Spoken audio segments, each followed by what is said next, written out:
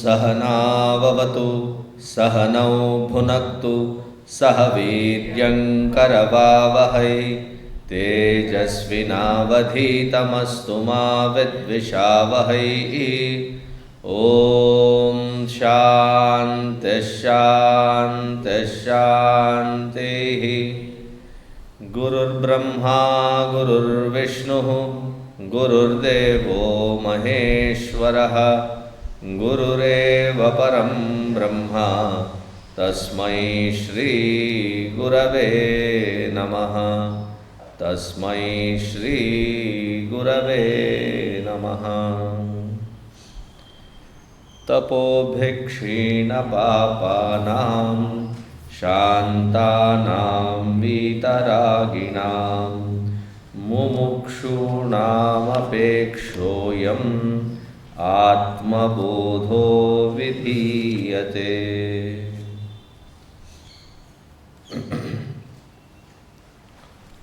65th shloka, page number 155.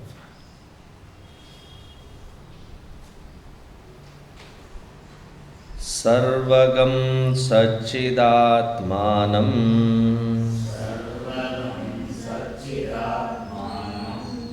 jñānacakṣurnirīkṣate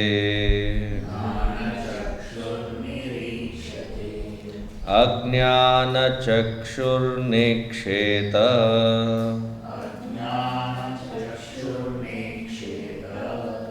bhāsvantaṃ bhānumandhavat.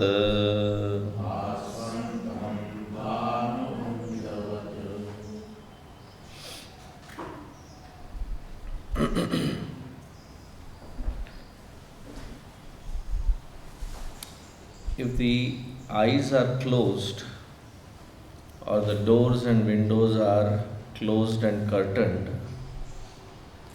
even if there is a sun brightly shining, one cannot see it, obviously.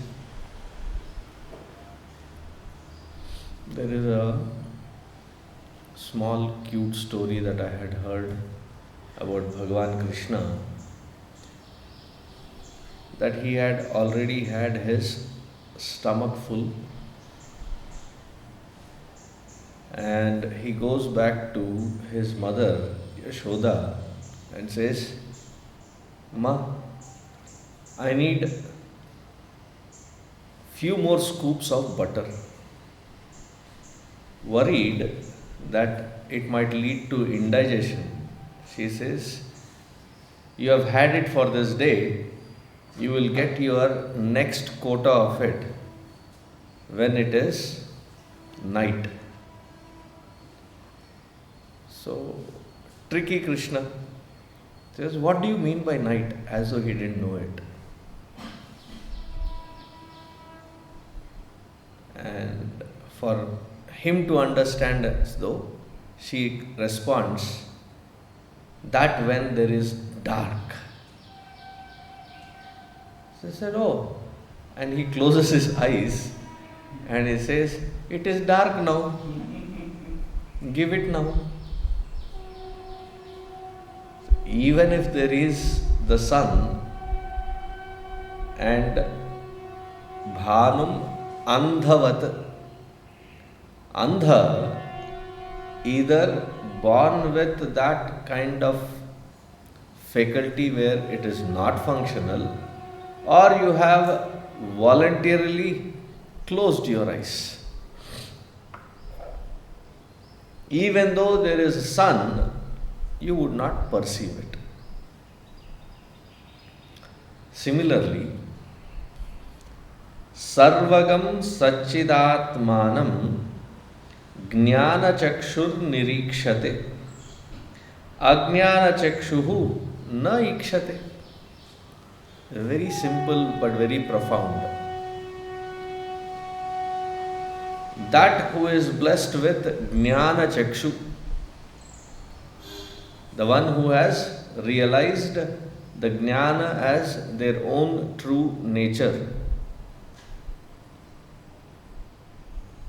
Ikshate, they perceive, they experience the most subjective experience. Saccidātmānaṃ sarvagaṃ, that which is all pervasive, that which is the conscious existential principle, they realize. Ajñānacakṣuhu na ikshate, the one who is not having that wisdom, the one who is enmeshed in ajñāna, ignorance, they cannot see it. Now, what is the profoundness in this shloka which looks so simple? That is the beauty of Adi Shankaracharya ji. He is Shanta Gambhira. That it appears very simple, and yet when you start poking it in your contemplative meditation, it starts revealing layers of depth. Now the profoundness will appear when you question this shloka as to where exactly is this ajñāna? Or you question, who is it that is getting realized?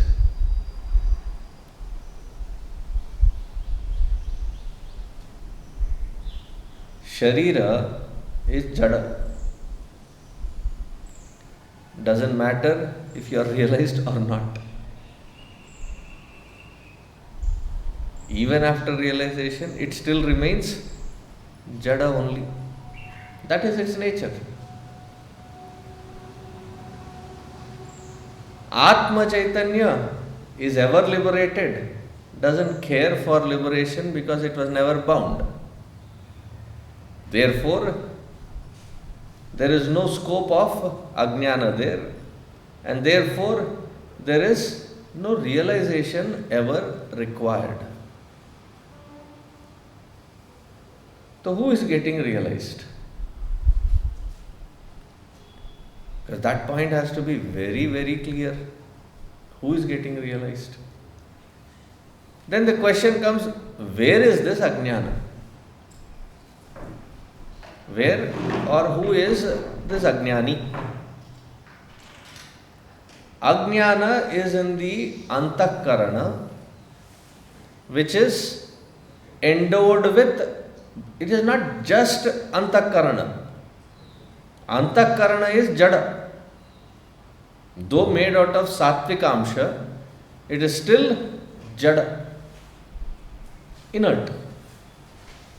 Technically, with the same logic as we have said for the body, jada doesn't know about anything called realization.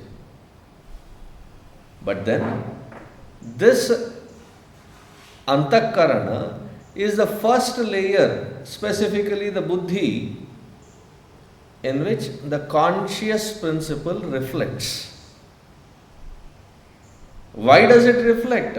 That is the very texture of that buddhi, where the moment it is exposed to that Atma Chaitanya, it will reflect. That is its nature.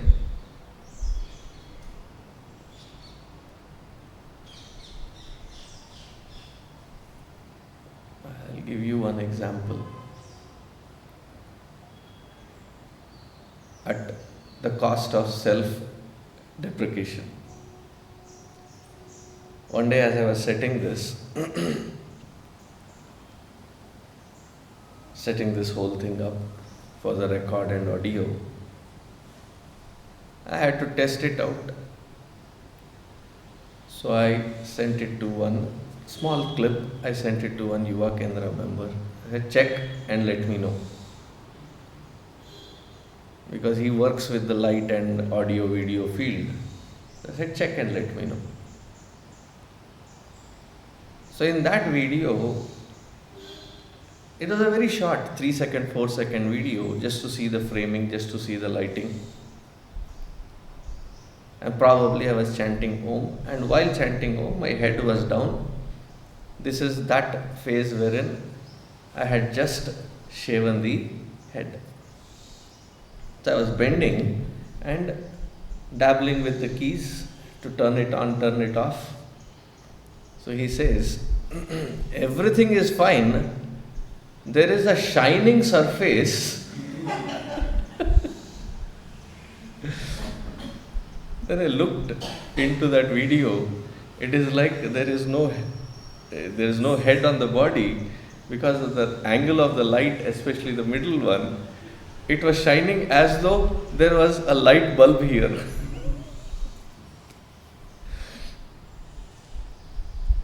So I was asking him, like,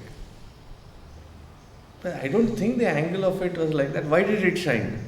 He said, the nature of that clean surface is to reflect.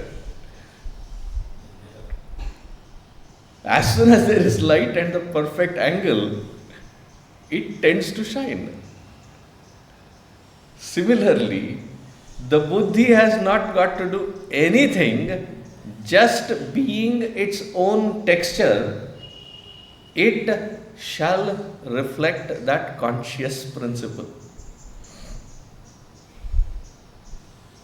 And the moment there is that reflected consciousness, there is a identification. And because of this identification, all the layers of the karana sharira, vasana, ajñāna spills forth with this wrong identity. Misapprehension, non-apprehension. Gurudev's technical, beautiful words. So when that happens, so where is that ajñāna? In that buddhi.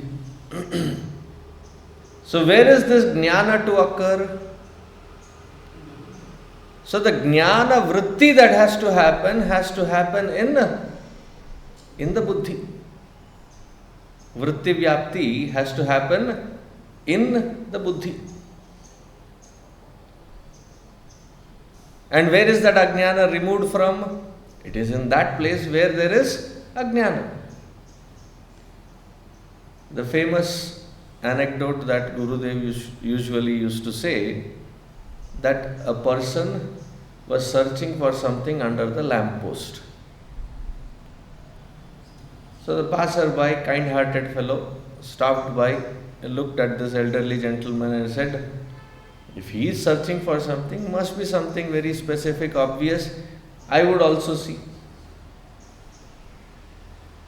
And this was somebody like a society president or society secretary.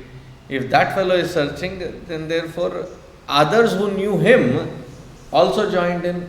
Now there was a small size army looking for something. Nobody knew as to what they were searching. So one intelligent fellow paused and said, what exactly are we searching for? He was probably the last one. So the earlier one was looked to. That fellow looked to the earlier one and finally came down to the society president, and that fellow looked at the older gentleman. What are you looking for? He said, I have lost my keys. Keys. So the information went out. They started searching again, but this intelligent fellow is quite inquisitive and his enquiry was right. See, the question is not that we are not enquiring. Our enquiry has to be in the right perspective with the right questions. Most of us, when we go through life, instead of asking as to how to face it, we rather ask, why am I facing it?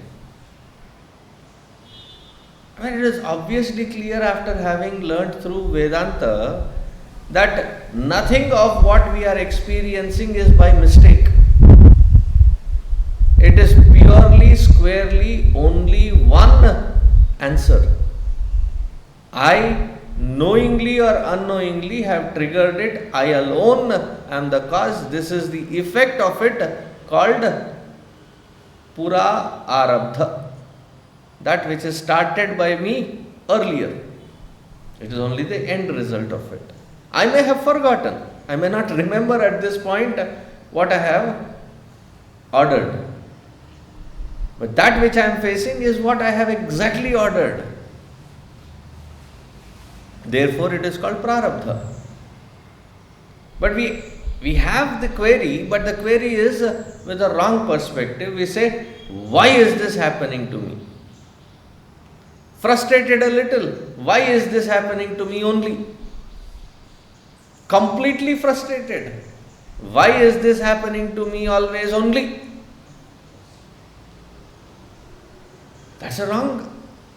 And anybody trying to answer other than the prarabdha, which we are not ready to accept, doesn't justify, doesn't feel justifiable. The question is not just query, it has to be the right query. So this fellow was inquiring, he says, what exactly have you lost? That was answered. Then the next query was, where have you lost it?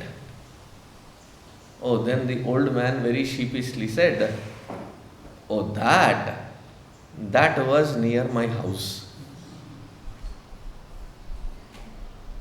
Then everybody looked in despair like, बेवकूफ दिख रहे हैं?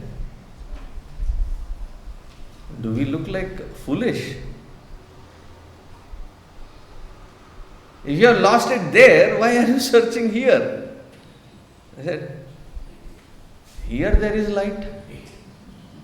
There is no light. Enlightened by this logic, now they shifted the focus. Similarly, we try to search for this in all wrong places. The effort is right, but that where we are doing it is in the wrong place. The main problem is that the ajñāna is in this antakarana, specifically in the buddhi, and that has to be removed. And that can be removed only through jnana, and through the śravana. When that jnana removes ajñāna, vritti-vyāpti has done its job. Usually the confusion comes. Catch this logic. The entire purpose of Atmabodha is in these two lines. One is, when we are dealing with the world, there is, as soon as I say what is in my hand, you all will say that it is a pen. As soon as that question was asked and you see it, you hear and see, there is vritti-vyāpti. And then to ascertain it, there is jnana phala.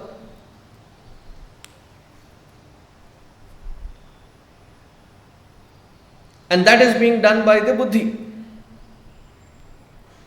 Here in this particular experience, though there is vritti-vyāpti, there is no phala-vyāpti. There is no requirement of that phala-vyāpti.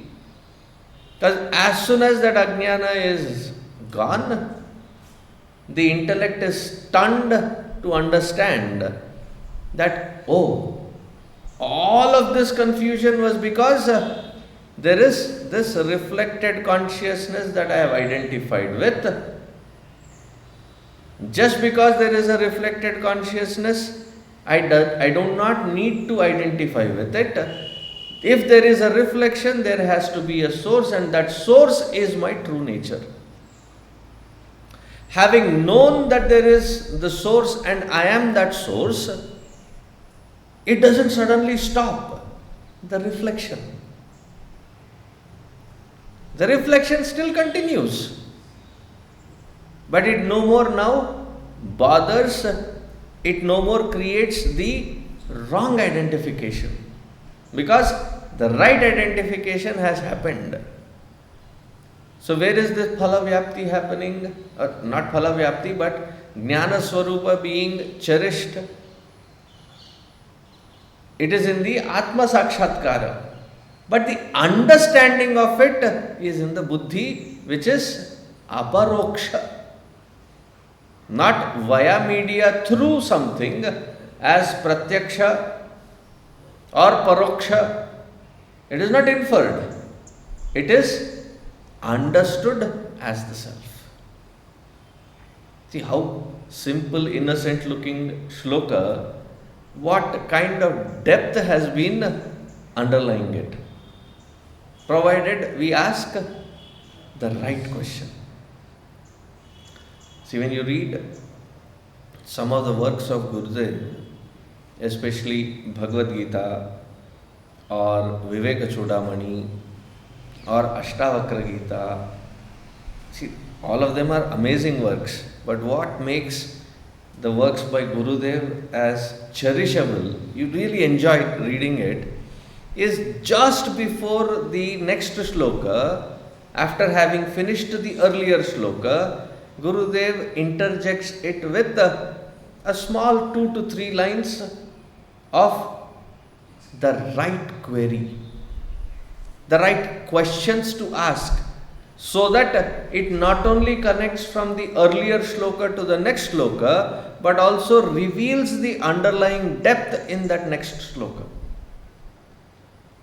Once you catch that knack of seeing the purport of the shloka, the key is in asking the right question.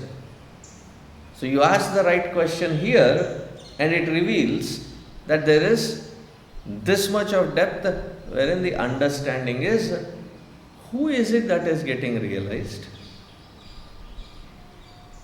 You cannot say the jiva is getting realized. Jiva is a pseudo assumed entity which has no standing. It is the buddhi where there is ajnana. And that buddhi loses that ajnana as soon as this jnana illumines. The vritti vyapti happens, the ajnana is gone, then the phala vyapti is not required because it is self-illumining in nature. Jñānacakṣurnirīkṣate. Ajñānacakṣurnekṣeta.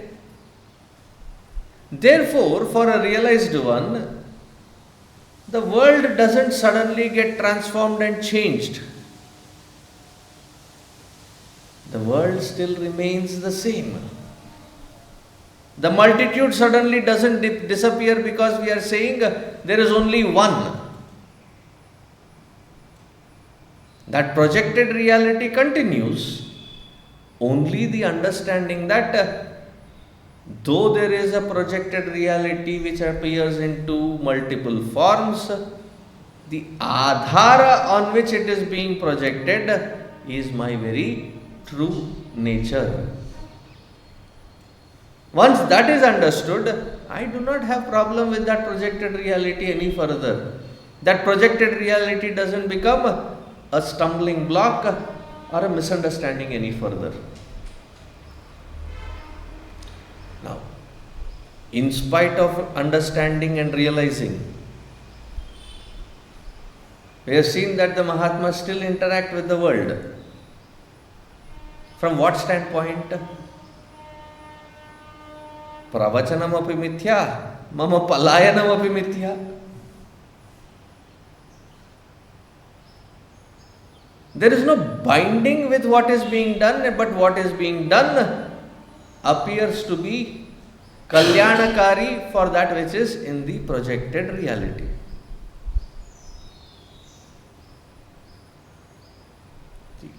We are talking about the burdensome samsara that we are carrying, wherein we are probably 4 people in a family, maybe extended another 10 to 15 people that you usually, regularly act, react, respond to, and that is Sorry.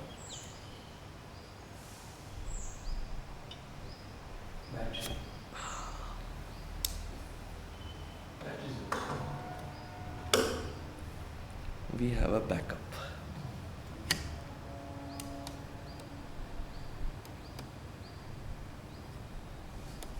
It may have been turned off.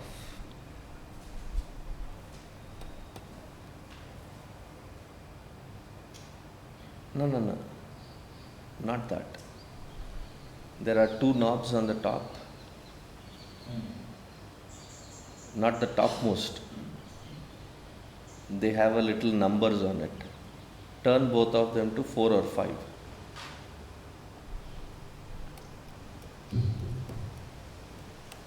You turned it, but it stopped.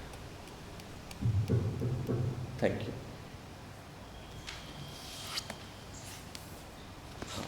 Sorry, where was I?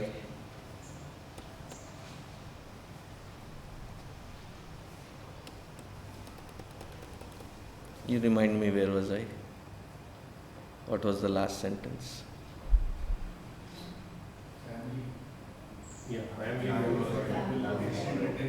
You will have 10-15 people, family, extended. That is at most the world that we are talking about. And we say that as burdensome. So the example given in the Bhagavad Gita is of Janaka.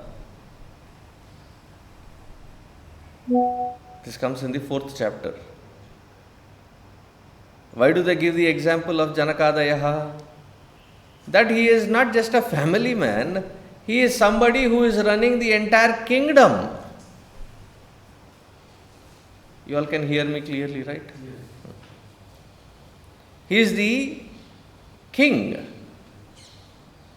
Imagine the kinds of things that he has to constantly interact with, constantly be responsible for. But from what standpoint is he constantly responsible?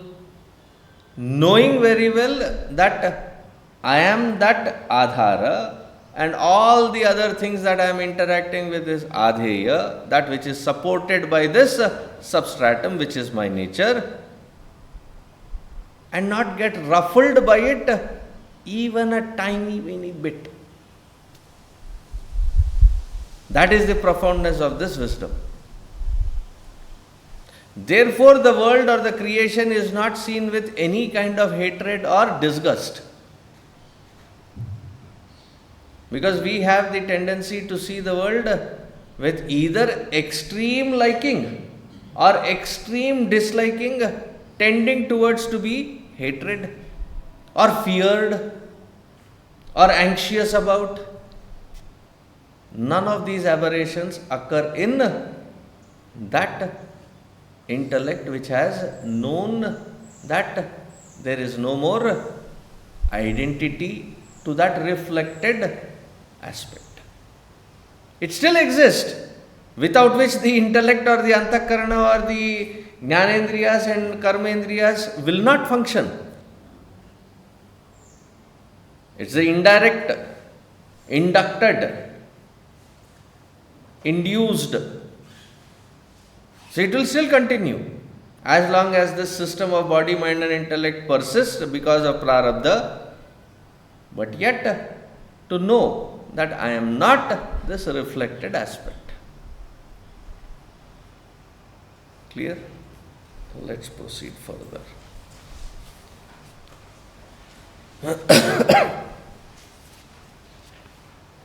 śravaṇādibhiruddīptajñānāgniparitāpitaḥ jñānāgniparitāpitaḥ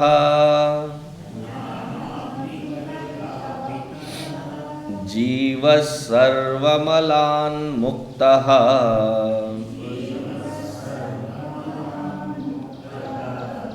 svarṇavaddyotate swayam.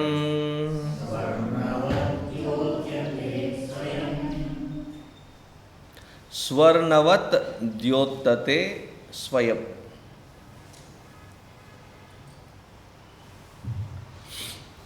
when you take a massive piece of gold ore, you can see that it is unlike the other mud or other particles. But yet, it doesn't surface, it doesn't shine like gold. What do you have to do? You have to process it through various cleansing methods, and then finally you have to gather all those sediments, that which is not gold,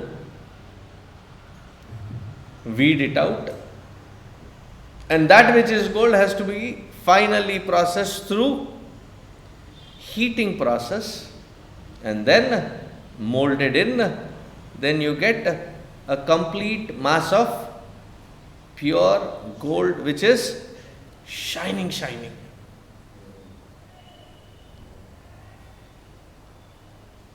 See, all other metals, they oxidize. Gold doesn't oxidize.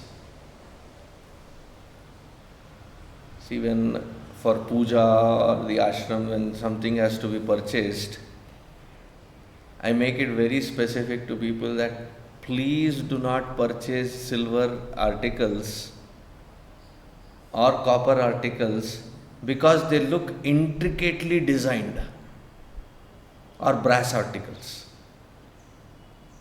Because dhone wale ko pata chalta hai how difficult it is. The simpler it is, the easier it is to maintain. Otherwise, you wash it and keep, even if you do not wipe it clean, within few hours there are black spots even after you have washed clean. Why? That moisture oxidizes it faster. Gold is unlike that. What happens to gold? It remains a pure shining surface. But there is a lot of processing that is required. Supposing you have to make 1 kilo of gold. There is so much of ore that has to be gathered to make gold. There are some who understand the material science, the chemistry part of it. They see that lead is the next element in the element chart. Chemical table, what do you call it? Periodic table. It has few protons and neutrons extra. So what do they think? That somehow manipulate this lead, knock off those few little extra through whatever process. Lead is available plenty. You knock those protons off, and then what remains is gold. You have changed the element. They are called the alchemists. So much trials have been done for ages, yet to achieve that process. Almost sounds like impossibility. Even if you knock it, then it becomes radioactive. I am purely speculatively talking that logically, if you remove it, it becomes radioactive. So even if you knock it, it becomes unusable because it is hazardous. So we get back to finding, identifying, digging the ore. There's so much of processing to be done, and then finally what you get is the shiny surfaced gold. Similarly, it as though feels that through all these layers that we are identified, it is unreachable possibility. What? Our own Atma Tattva. Usually there are certain people think that that is a compliment. But I, as a teacher, when I hear that, I feel like suffocated. Say, Swamiji, your lecture कुछ समझ में नहीं आया पर मजा आया. मजा कैसे आया? Didn't understand a single word of it, but I enjoyed it. What did you enjoy? The jokes in between?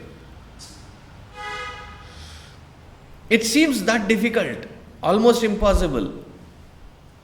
But then he says, śravaṇādibhiruddīptajñānāgniparitāpitaḥ. śravaṇādibhiruddīptajñānāgniparitāpitaḥ. That which is illumined through Shravana. There's some flashes of understanding, but then dragged down from that understanding because of our own doubts, sandeha. We are not talking about questioning, we are talking about doubting.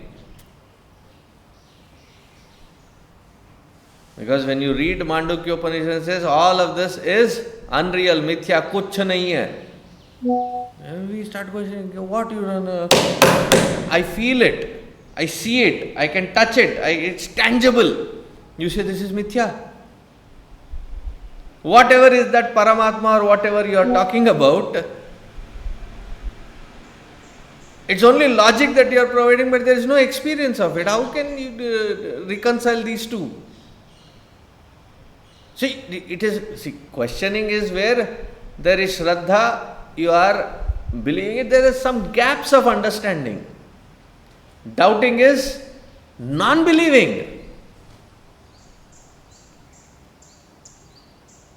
And then we have some amazing English statements which make no sense.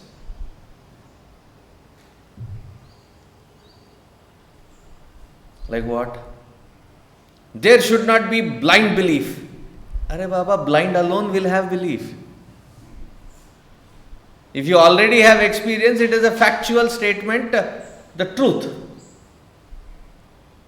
Up until that time that you reach there, it is only a belief and that is blind. Blind alone requires faith. Do you believe that fire can burn your fingers, or do you know that fire burns your fingers? No. Up until that knowing, it is belief. Because you are blind to that experience. Once you have experienced it, you don't require faith anymore. So the question with faith, the question with Shraddha, and questions without Shraddha makes it a doubt. I don't believe it at all. Therefore it is a doubt. So the sandeha that we have is enormous. Though we hear, we are dragged down. So therefore a lot of churning that has to happen. After Shravana, Manana has to happen. And do not feel shy or bad that you are having sandeha. See, that is the beauty of our Shastra. No other scripture, no other religious method ever encourages it. In fact, you are banned from questioning what have been laid out as dictums. And we foolishly accept when somebody says Hinduism is filled with dogma. Tere dimag mein hai dogma. Hinduism doesn't have dogma. It even challenges you to bring out not just questions, all kinds of doubts. Don't feel shy. Ask. They have to be clarified. Until you understand it, keep asking it again and again and again. Not for just the heck of it. but for that enquiry process wherein all doubts can be removed, manana. Now, once those doubts are being clarified, then nididhyasana, the habitual error which still pulls you out of that, flashes of jnana swarupa. Śravaṇādibhiruddīptajñānāgniparitāpitaḥ, that which is illumined through the process of śravana adi. Adi meaning etc. Etc. of manana, nididhyasana. Uddīpta jñānāgniparitāpitaḥ. In that deep contemplative seat of meditation, it is to the point where it alone is glowing, nothing else stopping it, neither sandeha nor viparyaya. Viparyaya, the habitual error. Both of them are removed, then it glows because it is its nature and nothing else is avarana, nothing else is covering it. Thus, jīvaḥ sarvamalānmuktaḥ. What is the mala here? All the sandeha and all the viparyaya is the mala. Even after you have taken shower, you rub your hands and you will see that strings of dirt comes out. Could be dead skin, but still it is dirt because it is other than the body. Similarly, just by listening to the Vedanta and saying, आज सत्संग में बैठा बहुत पुण्य मिला, let me shatter that misnomer also. Satsanga, you don't get punya. What? Seriously? Yes, satsanga, you don't get punya. Punyasya paripākāt satsangam jnānam labhyate. It is the accumulation of all that punya that we get the opportunity of jnana. Or the means of jnana is that knowledge, that śravana happens. There is no punya coming. Maybe you have brought yourself to the sacred environment and your mind is little quiet. That punya may be. But śravana is not because of, it will not lead to punya. It is because of that punya that it has led you to that environment.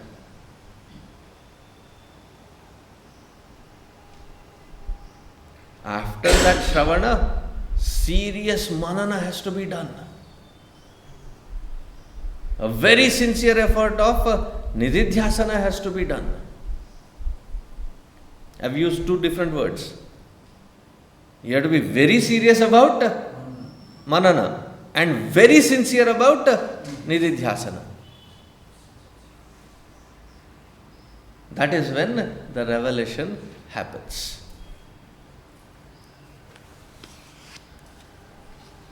Continuing.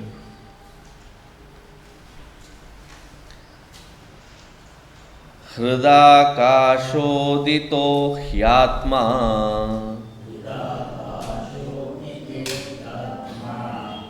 bodhabhānustamo'pahṛt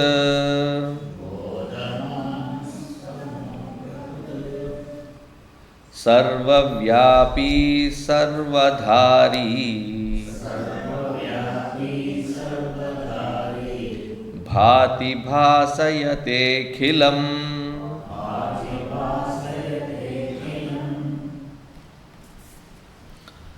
Whenever the word in our scriptures is used as hṛt, hṛdayakāśa, hṛt pundarika, because we find it in the Upanishadic language also. Hṛt pundarikam virajam vishuddham. In the hṛdayakāśa, there is this revelation.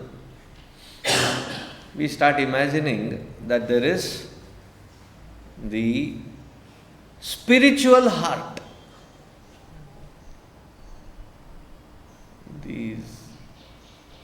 English, when they read our scriptures and translate it in their own freelance way, the whole meaning or direction gets changed. And then we start imagining false imaginations. Just like the heart which is bloody heart, meaning that which pumps the blood, there is another heart which is the heart of every experience, meaning the core, the essence is in that the experience, the core of it, meaning the very essence of every vritti. In that space of the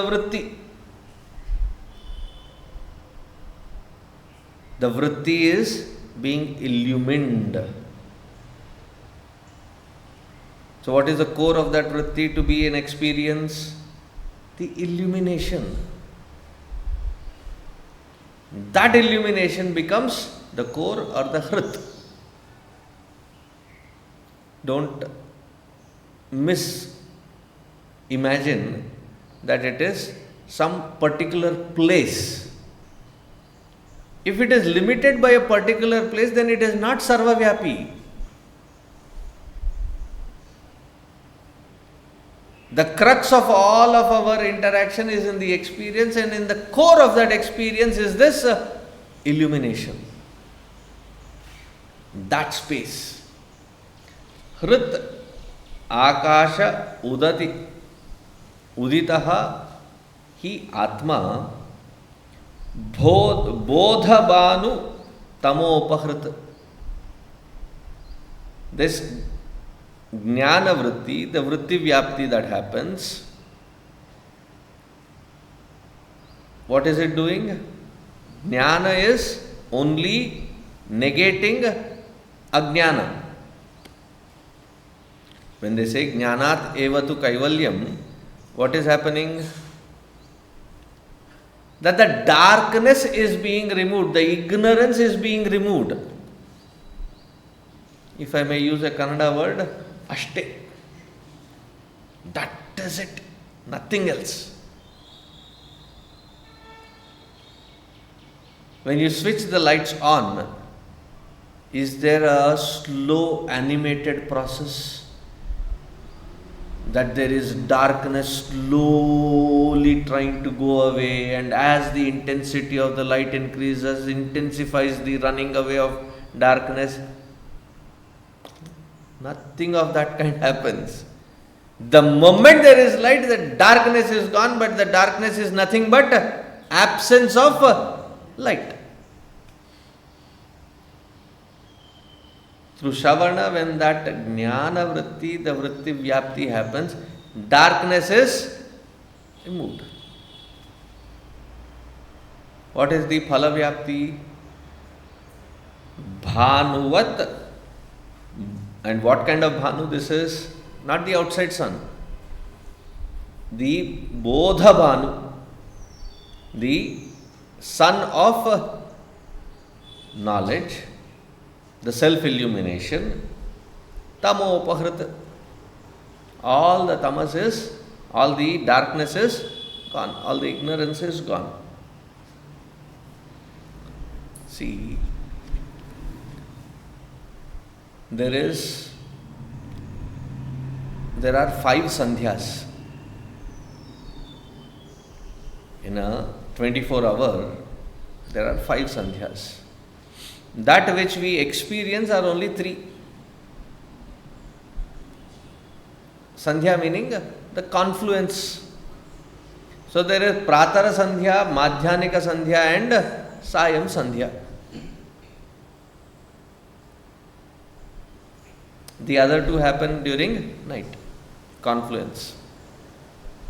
Therefore, Gayatri Devi also has 5 faces, because the sun's movement has 5 phases, PHASES. So the arghya or the worship of that three confluences, three sandhya, you are expected to do the sandhya vandana. But that is sun rising, sun setting, sun moving. For the one that is now established as the sun, which is constantly illumining, which has always been constantly illumining, there is no more kriya required. He becomes nishkriya. Therefore, everything is shun away. There is no more doing that is required, there is only being. Therefore, in sannyasa, the sandhya vandana is given up. Because you are worshipping the outside sun, now the inside sun has been recognized and you are now abiding in it. There is no suryodaya, suryastama, because it is always there.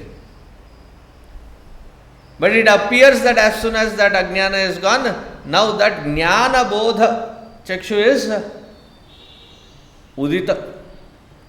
But there is no udaya, there is no astama. It is always been there. bodhabhānustamo'pahṛt sarvavyāpī sarvadhārī bhāti bhāsayate'khilam. And this Supreme Self, Paramatma, is my true nature, which is sarvavyāpī, sarvadhārī. For everything it is permeated by vyāpakatva.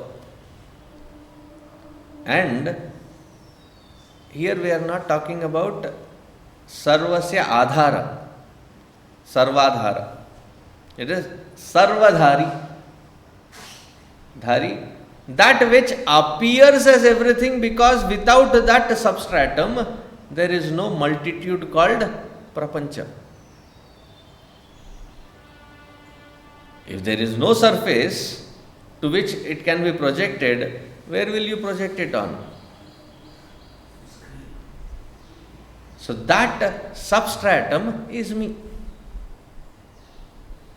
Therefore, in the path of inquiry, it has to always be the right questions.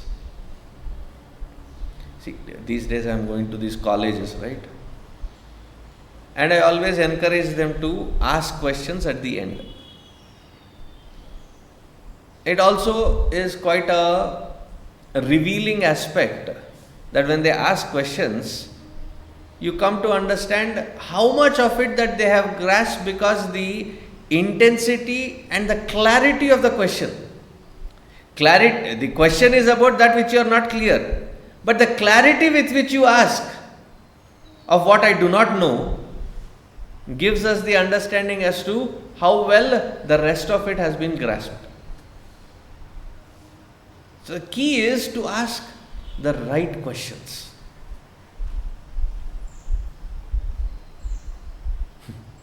Something just came up. There was a lunatic asylum, Pagalkhana. The old doctor was retiring. So the new doctor was being introduced to all patients. And there was one particular room wherein the patient was constantly doing this. So the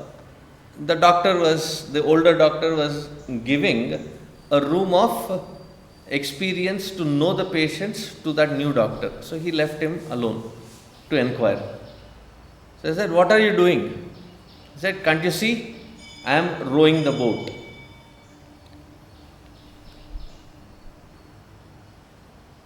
So the new doctor, being new, inexperienced, he says, "But man, where is the boat?" Suddenly this fellow realizes there is no boat and I am trying to row. and then in panic starts doing this.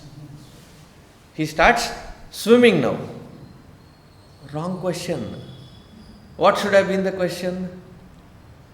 In order to understand the right question, you have to understand what the problem is.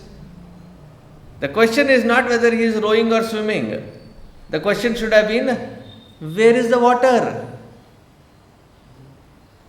If there is no water, you need not swim, you need not row.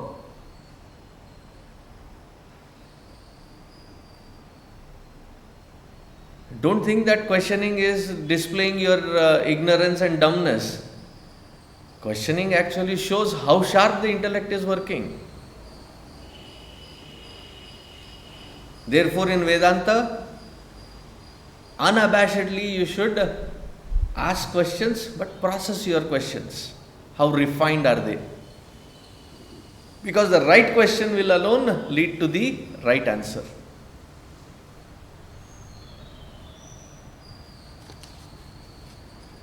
Continuing. This is a little longer meter, so please try to chant. Digdeśakālādyanapekṣya sarvagaṃ. Digdeśakālādyanapekṣya sarvagaṃ.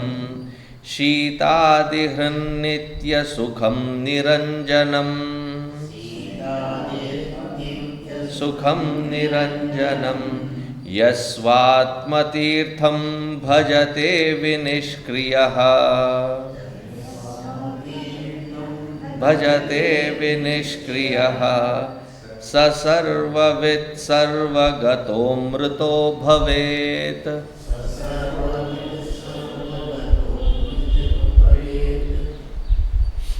Now I understand why Gurudev in his pledge said, we stand as one family.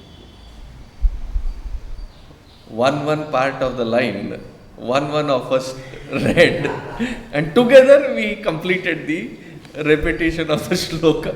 We stand as one family.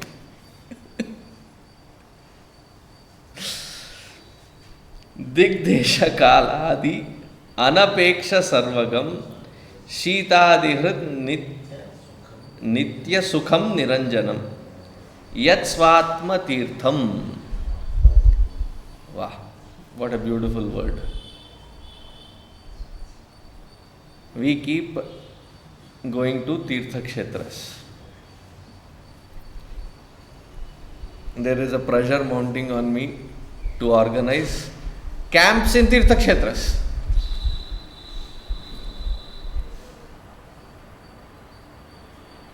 So the Tirtha is taken for discussion. What does Tirtha mean? Punitaha, that which purifies us, is called Tirtha. He is talking about Tirtha, which is Swatma Tirtha. When you go to the Tirtha Kshetra, visit, there is always a river or a lake or a pond. So you take a sacred dip, go to that Kshetra Mahima, which is that Devata, worship, and now you are deemed completely washed off of all of your papa. But as soon as the outside dries out, we are ready for a fresh account. It is like the old account books are closed. There is no carry forward. Now you start your new account book without a carry forward. That is the belief. But there is no permanency to that cure.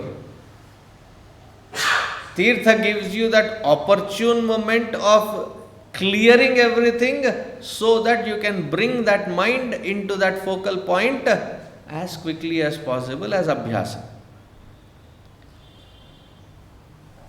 But then there is high susceptibility to our old ways and we get dragged down through the lanes of Papa Punya. But this Tirtha Atma Tirtha. One thing is, it is always accessible. It has always been there. It always purifies. Once you take a dip here meaning once you merge the individuality into the totality, like a glass of water thrown back into the river. There is no more separateness, there is only oneness. That kind of dip. So in this Atma Tirtha, digdeśakālādyanapekṣya sarvagaṃ. The Bahya Tirtha requires the direction, it requires the place, it requires the time. We all went to the Ganga Snan, Mahakumbh. There is a place described, there is a time described, that 1 month period. And then you take a dip facing a certain direction. It says anapekṣya, not depending on any of these. Because that Atma Chaitanya is sarvagaṃ, is everywhere, and thereby I am that, and it is doubtless state of experience. śītādihṛnnityasukhaṃ niraṃjanam. It destroys all the polarities, the pairs of opposites. The pairs of opposites is the field of the mind. The mind will still recognize, but there is no attachment to these pairs of opposites. Therefore, we can only say that it is niraṃjanam. This is a very beautiful coinage of word, niraṃjana. Anjana is that which purifies. Katka. The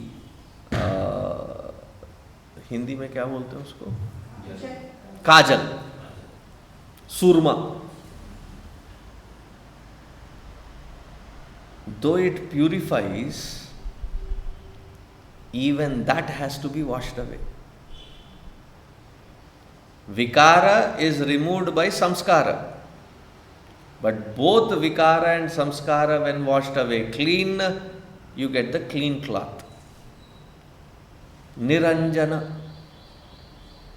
It does not require any further purification because it is the very embodiment of purity. There has never been impurity. Mala is always in, as we saw in the earlier shloka, the mala of sandeha and viparyaya is in only the buddhi. Atma Chaitanya does not have any kind of impurity. Therefore, niraṃjana. There is no requirement of purification. Yat swātma tirtham bhajate vinishkriyaha. Vinishkriyaha. As I mentioned in the earlier shloka, there is no more kriya left. Therefore, I had said sannyasa. Sannyasa, wherein you have removed all sense of attachments to anything, anyone, any place, any direction, any time. No sense of attachment. Completely detached. Vinishkriyaha. Sasarvavit sarvagataha amrto bhavet. Such one is the knower of everything. Such one is the all-pervading absolute state of reality in which the Jivan Mukta basks in the glow of self-realization. Thus, we come to the end of Atmabodha. If you are a Punjabi, then it is not Atmabodha. It is Atmabodha. They have that shortening and lengthening of the syllables. When I was a brahmachari and I was given sannyasa. So this Punjabi Amma comes to me and says, Swamiji, so good to see you in this color. You are no more a brahmachari.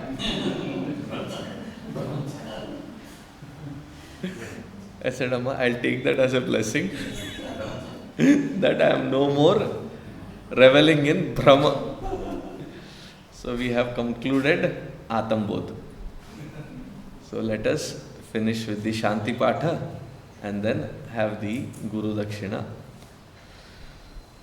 Om Sarve Bhavantu Sukhinah Sarve Santu Nirāmayāh Sarve Bhadrani Pasyyantu Ma Kaschid Dukkha Bhag Bhavet Asato Ma Satgamaya Tamaso Ma Jyotirgamaya Mrityor Ma Amritangamaya Om Purnamadah Purnamidam Purnat Purnamudachyate Purnasya Purnamadaya Purnameva Vasishyate.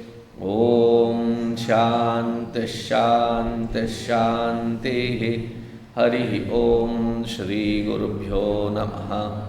Hari Om.